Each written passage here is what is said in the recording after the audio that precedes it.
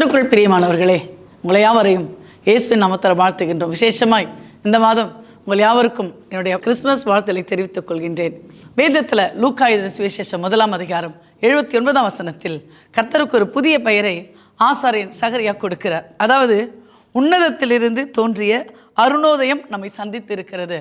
உங்களுக்கு தர இயேசு கிறிஸ்து பிறந்தார், புல்லணையில் பிறந்தால் முன்னையில் பிறந்தால், ஆஃப்கோர்ஸ் கரெக்டாங்க. ஆனால் இவர் பாருங்க, ரொம்ப வித்தியாசமாக இந்த வார்த்தை எப்படி சொல்கிறாருன்னா, வசனம் சொல்லுகிறது, அவர் பரிசுத்த ஆவியினால் நிரப்பப்பட்டு தீர்க்க தரிசனமாக. இந்த ஆசாரியன் சகரியா சொல்கிற ஒவ்வொரு வார்த்தைகளும் தீர்க்க தரிசன வார்த்தையாக இருக்கின்றதாம். லூக்கா 1 அதிகாரம் 67 வசனம் தொடங்கி 80 வசனம் வரைக்கும் இந்த பிறப்பை, யோவானுடைய பிறப்பை குறித்தும் இயேசுவின் பிறப்பை குறித்தும் சகரியா சொல்கிறார். இதில் கடைசியாக சொல்கிற வார்த்தை என்னன்னா, உன்னதத்திலிருந்து தோன்றிய அருணோதயம் நம்மை சந்தித்து இருக்கிறது அப்படின்னு சொல்கிறாங்க. அருணோதயம் அப்படின்னு சொல்லிட்டு நிறைய பேர் பெயர் வைத்து கொண்டிருப்பார்கள். அருணோதயம் அப்படின்னா சூரிய உதயம். இங்கே இந்த ஆசாரியன் சாதாரண ஆசாரிய வேலை செய்கிறவர், ஆலயத்தில் பணியாற்றுகிறவர். அவர் ஒரு டாக்டரோ ஒரு என்ஜினியரோ ஒரு பெரிய கல்விமானோ கிடையாது. ஆனால் அவர் சொல்கிற அந்த வார்த்தை, இந்த அருணோதயம் என்கிற வார்த்தை, அது ஒரு சயின்டிஃபிக் வேர்ட் அப்படின்னு சொல்கிறாங்க. நம்மளுக்கெல்லாம் தெரியும் சூரியன் உதயமாகிறது. நான் நினைக்கிறேன் நீங்கள்லாம் கன்னியாகுமரி சென்றிருப்பீர்கள். அங்கே விடியற் காலையில் அந்த சூரிய உதயத்தை பார்ப்பதற்கு அநேகர் செல்வார்கள். அந்த கடல் பரப்பு முழுவதும் மிகுந்த ஒரு பிரைட்டாக, ஒரு கோல்டு கலராக, அப்படி ரொம்ப நல்லாயிருக்கும், பார்த்துருப்பீங்க இல்லையா? ஆனால் அது என்ன சொல்கிறாங்கன்னா, அதை 3 பகுதிகளாய் 3 தகவல்களை பிரிக்கிறார்கள். அந்த ஃபர்ஸ்ட் என்ன சொல்கிறாங்கன்னா, அஸ்ட்ரானமிக்கல் டான், அதாவது வானியல் விடியல். இரண்டாவது பார்த்தீங்கன்னா கடல் விடியல், நேவிட்டிக்கல் டான். மூன்றாவது சொல்கிறது நகர விடியல், சிவில் டான். இப்போ நமக்கு சூரியன் உதிக்குது, சூரியன் மறையுது, அதுதான் நமக்கு தெரியும் இல்லையா? ஆனால் முதலாவது இந்த சூரியன் வரும்போது என்ன பண்ணுமா, அது அஸ்ட்ரானமிக்கல் டான் அப்படின்னு சொல்கிறது.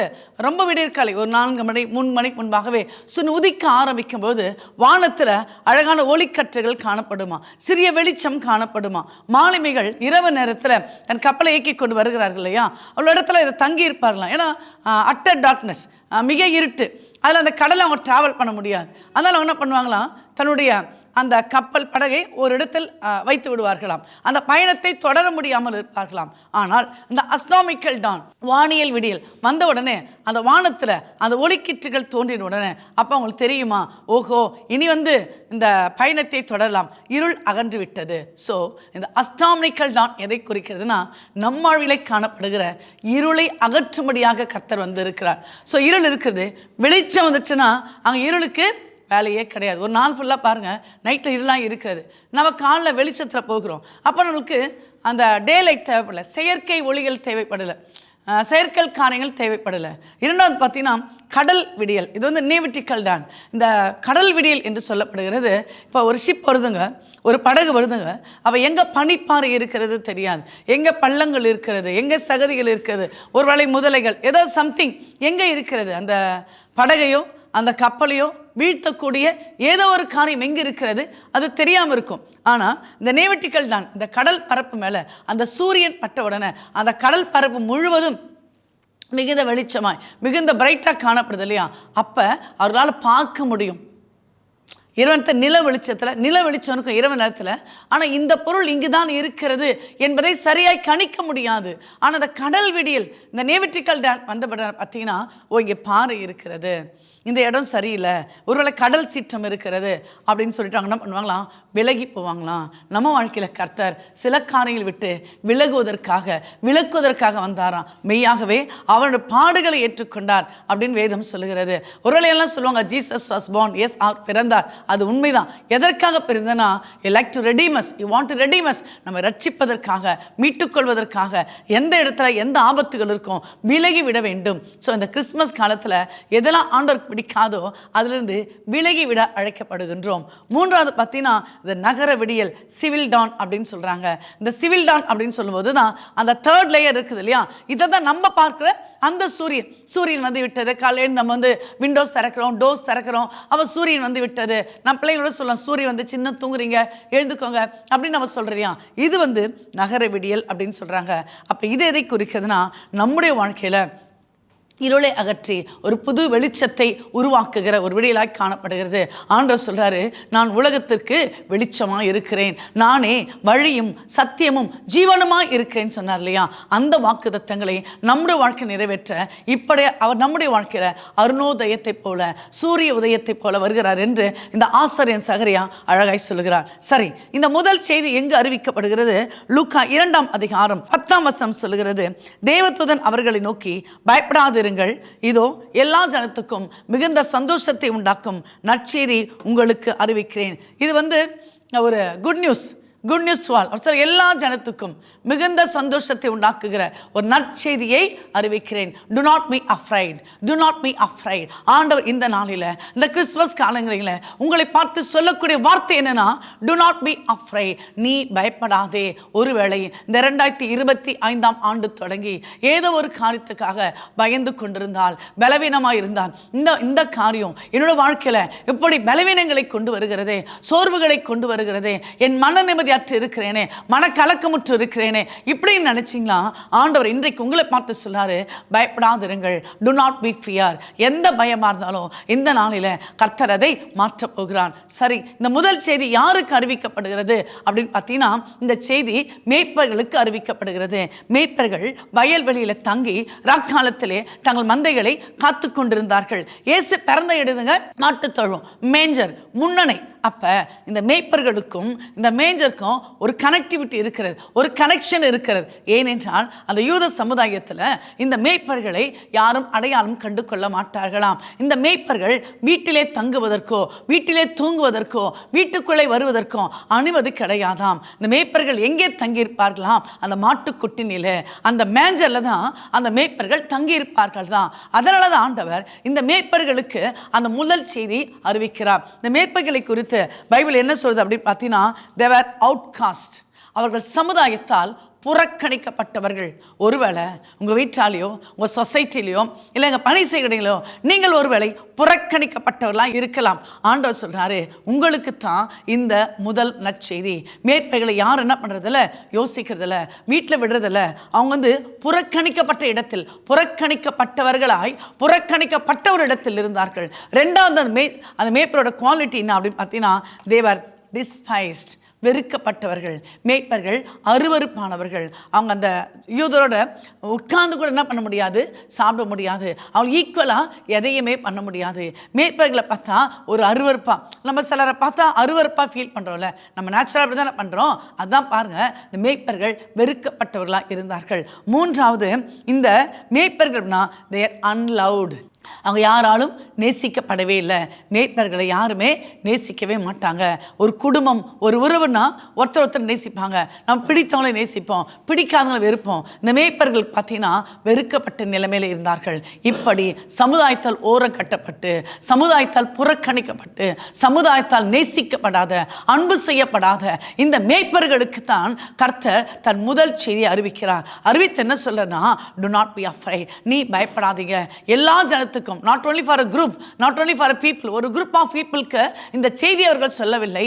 மாறாக இதோ எல்லா ஜனத்துக்கும் மிகுந்த சந்தோஷத்தை உண்டாக்கக்கூடிய நற்செய்தி உங்களுக்கு அறிவிக்கிறேன் என்று அந்த தூதர்கள் அவர்களை பார்த்து சொல்லுகிறார்கள். அது மாத்திரம் இல்ல, இல்லை என்ன சொல்றாங்கன்னா, அங்க உன்னதத்தில் இருக்க தேவனுக்கு மகிமையும் பூமியிலே சமாதானமும் மனுஷன்மை பிரியமும் உண்டாவதாக என்று சொல்லி தேவனை துதித்தார்கள். ஸோ அந்த கிறிஸ்து பிறப்பு மேய்ப்பர்களுக்கு அறிவிக்கப்பட்ட செய்தி, ஆனால் எல்லாருக்குமான ஒரு சந்தோஷத்தின் செய்தி. இரண்டாவது சொல்றாங்க தேவனுக்கு மகிமை, glory to God. மூன்றாவது பூமியிலே சமாதானம். இன்று அநேக குடும்பங்கள் சமாதானமற்ற சூழ்நிலை வாழ்ந்து கொண்டு இருக்கிறது.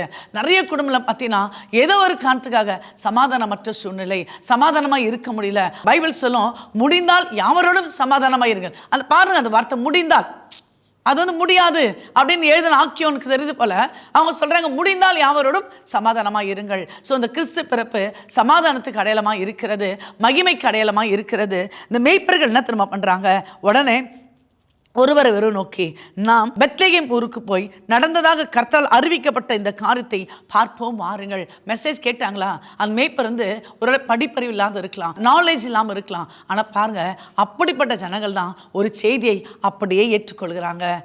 இன்று கர்த்தராகிய கிறிஸ்து என்கிற ரட்சகர் உங்களுக்கு தாவீது பிறந்திருக்கிறார். அதை அப்படியே பிலீவ் பண்ணுறாங்க பாருங்களேன். அவங்க தூதர்கிட்ட கொஸ்டின் ரைஸ் பண்ணல, இது எப்படி ஆகும்னு சொல்ல பயப்படல. அவங்களோட பயமும் இல்லை, தேர் வெரி இன்னசென்ட். அவங்களுக்கு பயமே வரல. ஒரு தேவதூதன் வந்தால் அந்த மகிமை சுற்றிலும் உதித்தது, ஒரு நல்ல பிரைட்னஸ் வருது. ஆனால் மேப்பிள் அதை குறித்து பயப்படவே இல்லை. பயப்படாமல் அவங்களும் சொல்கிறாங்க, இந்த செய்தியை போயிட்டு சொல்லணும்னு நினைக்கிறாங்க. நான் போய் பெத்தை போயிட்டு அந்த குழந்தை பார்க்கலாம் முதல்ல பண்ணுறாங்க. எஸ்டேட் பண்ணாமல் அங்கேருந்து அவங்க வயல்வெளியிலேருந்து அந்த மேய்ப்பர்கள் கிளம்புறாங்க. ரெண்டாவது பார்த்தீங்கன்னா தீவிரமாய் வந்து ரொம்ப ஃபாஸ்ட்டாக ரொம்ப ஸ்பீடாக வந்து மரியாளையும் யோசிப்பையும் முன்னை கெடுத்துற பிள்ளையும் கண்டார்கள். முதலாவது தி ஸ்டார்டட், அவங்க அங்கேருந்து கிளம்புறாங்க. ரெண்டாவது பார்த்தீங்கன்னா வந்து கண்டார்கள். இன்று நீங்கள் கர்த்தரை காண அழைக்கப்படுகிறீர்கள். பிசாசானவன் அநேக மனங்களை குருடாக்கி வைத்து இருக்கிறான், அந்தகாரமாக வச்சிருக்கிறான். நம்ம ஆவியானவர் பார்க்க முடியாமல், செபிக்க முடியாமல், அவரை துதிக்க முடியாமல், ஆராதிக்க முடியாமல் மனக்கண்களை குருடாக்கி வைத்து இருக்கிறான். அல்லது மேய்ப்பர்கள் பாருங்க, தீவிரமாய் வந்து மரியாளையும் யோசிப்பையும் முன்னணியில் கிடத்திருந்த குழந்தையும் கண்டார்கள். இன்று நீங்கள் காண அழைக்கப்படுகிறீர்கள். மூன்றாவது பாருங்க, கண்டு அந்த பிள்ளை குறித்து தங்களுக்கு சொல்லப்பட்ட சங்கதி பிரசித்தம் பண்ணார்கள். அவங்க பாருங்க, ஒரு நல்ல அட்வர்டைஸ்மெண்ட் கொடுக்குறாங்க. இன்று கர்த்தராகிய கிறிஸ்து என்ற இரட்சகர் பிறந்திருக்கிறார், ஒரு குழந்தை பிறந்திருக்கிறாங்கன்னு சொல்லிட்டு கர்த்தரை குறித்து அவங்க என்ன பண்ணாங்க, எல்லாவற்றையும் பிரசித்தம் பண்ணுகிறார்கள். இங்கே பாருங்க, தங்களுக்கு சொல்லப்பட்டது, தங்கள் கண்டவைகள் எல்லாவற்றையும் குறித்து தேவனை மகிமைப்படுத்தி துதித்து கொண்டு திரும்பி போனார்கள். ஸோ இன்றைக்கு நீங்கள் கூட அப்படியாய் கர்த்தரை குறித்து அறிவிக்க, கர்த்தரை குறித்து அறிந்து கொள்ள அழைக்கப்படுகிறீர்கள். இந்த முதல் செய்தி மேய்ப்பருக்கு கொடுக்கப்பட்டதுன்னா, கர்த்தர் மேய்ப்பர்களை அதிகமாய் நேசிக்கிறார். ஒருவேளை இன்னைக்கு நான் தனிமையாக இருக்கிறேன், என்னை யாரும் நேசிக்கல, I am despised, I am unloved, அந்த மாதிரி ஓரங்கப்பட்டு இருக்கிறேன், புறக்கணிக்கப்பட்டு இருக்கிறேன். என் குடும்பத்தை அந்த கிறிஸ்மஸ் மகிழ்ச்சி எல்லோரும் சொல்கிறாங்க, கிறிஸ்மஸ் மகிழ்ச்சி தான். ஆனால் ஒரு சிலருக்கு அது மகிழ்ச்சி, உள்ளான மகிழ்ச்சி கூட இல்லாமல் இருக்கும். வேதம் சொல்கிறது, உலகம் தரக்கூடாது எனது சமாதானத்தையும், உலகம் தரக்கூடாது எனது சந்தோஷத்தையும் நான் உங்களுக்கு தருகிறேன் என்று சொல்கிறேன். அந்த வாக்குத்தத்தமுள்ள வார்த்தையின்படி தேவன் உங்களை ஆசீர்வதிப்பாராக. Wish you all merry Christmas. Be God bless you. அன்பின் ஆண்டவரே, உம்மை நன்றியோடு கூட துதிக்கிறோம். இந்த வேளைக்காய் நன்றி. இன்று கர்த்தராகிய கிறிஸ்து என்கிற இரட்சகர் எங்களுக்காக பிறந்தீரே, அதற்காய் நன்றி. ஆவியானவரே, எங்கள் உள்ளத்தில் வாரும். ஒருவேளை அந்த மேய்ப்பர்களைப் போல நாங்கள் ஓரம் கட்டுப்பட்டு இருக்கலாம் ஆண்டவரே, ஆனாலும் எங்களை நேசிப்பதற்காக, எங்களுக்காக உங்கள் உயிரை தருவதற்காக நீர் உலகத்தில் வந்தீரே, உமக்கு நன்றி ஆண்டவரே. இந்த செய்தி கேட்டுக்கொண்டு இருக்கிற ஒவ்வொரு வாழ்க்கையில் ஒவ்வொரு மாற்றங்களை தருவீராக, சமாதானத்தை தருவீராக. அப்பா, நீங்கள் வந்தது கொடுப்பது ஷேரிங் ஆண்டவரே, அது கொடுக்கக்கூடிய நிலைமையில உயர்த்தும்படியாய் உருவாக்கும்படியாய் ஜெபிக்கிறேன் ஆண்டவரே. உம்முடைய அன்பு எங்களை முழுமையாய் நிரப்பட்டங்க கர்த்தாவே.